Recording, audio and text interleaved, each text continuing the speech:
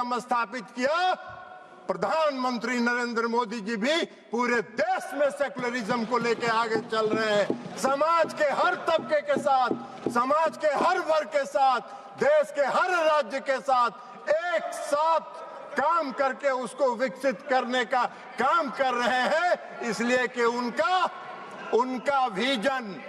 उनका विजन, उनकी सोच व्यापक है। वो विकसित देश बनाना चाहते हैं, आत्मनिर्भर भारत बनाना चाहते हैं। आप देश को संकुचित रखना चाहते हैं, देश को बांट के वोट के लिए धर्म के आधार पर वोट को बांटना चाहते हैं, जो आपका चलने वाला नहीं है। अभी चर्चा हो रही थी, बहुत लोगों ने कहा इस संशोधन के माध्यम से डीएम को अधिकार क्यों दे दिया गया। बहुत लोगों ने सिविल प्रोसीजर कोड तक की बात करी, हमको हंसी आ रही थी। सीपीसी से क्या लेना देना है? गाय का सील भैंस में, भैंस का सील सिंह जो है गाय में लगा रहे हैं। अरे भाई, इस देश में रेवेन्यू के रिकॉर्ड्स का कस्टोडियन कौन होता है? इस देश में रेवेन्यू के रिकॉर्ड्स का कस्टोडियन डिस्ट्रिक्ट मजिस्ट्रेट होता है, और डिस्ट्रिक्ट मजिस्ट्रेट को अगर यह अधिकार दिया गया था, कोई गलत नहीं था, लेकिन फिर भी आपने उसका विरोध किया। तो भाई सरकार ने सोचा कि चलिए आपके विरोध को मान लेते हैं, और उससे बड़े अधिकारी को दे दिया ये अधिकार। लेकिन रेवेन्यू के रिकॉर्ड्स का कस्टोडियन जिलाधिकारी होता है।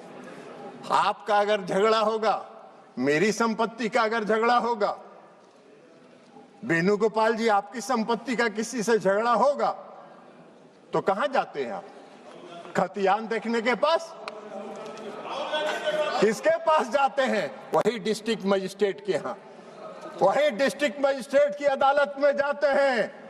एक आम मुसलमान भी आज की तारीख में, आम नागरिक अगर मुसलमान का है और उसकी व्यक्तिगत संपत्ति पर कोई विवाद होता है, तो वो जाता है डिस्ट्रिक्ट मजिस्ट्रेट के यहाँ, और वहीं से उसको न्याय मिलता है। तो आम मुसलमान डिस्ट्रिक्ट मजिस्ट्रेट के दफ्तर में जाएंगे, उनको न्याय मिलेगा। अब वक्फ को नहीं जाना है, इसलिए कि वक्फ की जमींदारी है। पूरे वक्फ की संपत्ति पर उसको समाप्त करने का काम, पारदर्शिता लाने का काम नरेंद्र मोदी की सरकार ने किया है। इसका स्वागत करना चाहिए, इसका विरोध नहीं होना चाहिए। अब आप कह रहे हैं कि ट्रिब्यूनल की बात आती है। भाई क्या ट्रिब्यूनल में क्या दिक्कत है? आज का क्या कानून है? आज का क्या कानून है? आज का कानून यह है जो पाप किया आपने 2013 में। आज का कानून क्या है कि अगर कोई वक्त, जो सुबह में रिजिजू साहब मंत्री जी जो भाषण दे रहे थे, उन्होंने कहा कि धारा 40 को खत्म कर दिया हमने। बड़ा भाव, बहुत अच्छा, धन्यवाद के पात्र हैं किरेन रिजिजू साहब जी। इन्होंने सुप्रीम कोर्ट की बिल्डिंग को, राष्ट्रपति भवन की बिल्डिंग को, लोकसभा की बिल्डिंग को बचा लेने का काम किया, नहीं तो कल कह देता ये भी मेरा वक्त का संपत्ति है। भाई आपका कौन सा कानून है इस देश में? इस देश में ऐसा कहीं कानून होता है? कोई प्रजातांत्रिक, हम आजादी के बाद से इतने दिनों से इस देश को चला रहे हैं, कौन सा इस देश में ऐसा कानून है कि वक्फ ने जिस पर रख दिया हाथ, वक्फ की संपत्ति हो गई? अभी सेकुलरिज्म के इनके सहयोगी हैं, जिनके आजकल वेणुगोपाल जी, जिस पार्टी जो है जिसकी पिछलग्गू बनी हुई है, आज उनका भी वायरल हो रहा है। इसी लोकसभा में उनका दिया हुआ भाषण वायरल हो रहा है, जिन्होंने कहा है कि पूरे डाक बंगला चौक को पटना के वक्फ वालों ने कब्जा करके रख लिया है। सख्त कानून बनना चाहिए और उन लोगों को विदा करना चाहिए। तो यही तो आपका है, यही आपका है, वायरल है। जरा बाहर निकल के वेणुगोपाल जी देख लीजिए, नहीं हो तो बोलिएगा, हम भेज देंगे, मेरे पास भी है, हम भी भेज देंगे आपको, देख लीजिएगा। तो आप वक्फ की संपत्ति को अगर आज समाप्त कर दिया उस धारा को, तो बड़ा बढ़िया काम किया। हम धन्यवाद देते हैं रिजिजू साहब के, जिन्होंने इस देश को बचा लिया और इस देश के कई लोगों को इस शिकंजे में फंसने से बचा लेने का काम इन्होंने किया है। इसलिए हम उनको धन्यवाद देते हैं।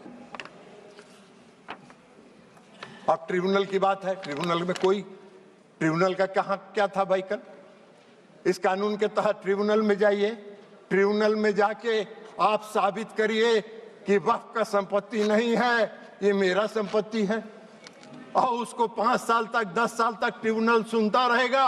और एक बार ट्रिब्यूनल फैसला दे दिया कि वक्फ वाले सही है, आप फिर कहीं नहीं जाइए, फिर उसी में रिवीजन फाइल करिए। यही तो आज का कानून था, जिसको खत्म करके इस सरकार ने पारदर्शिता लाने के लिए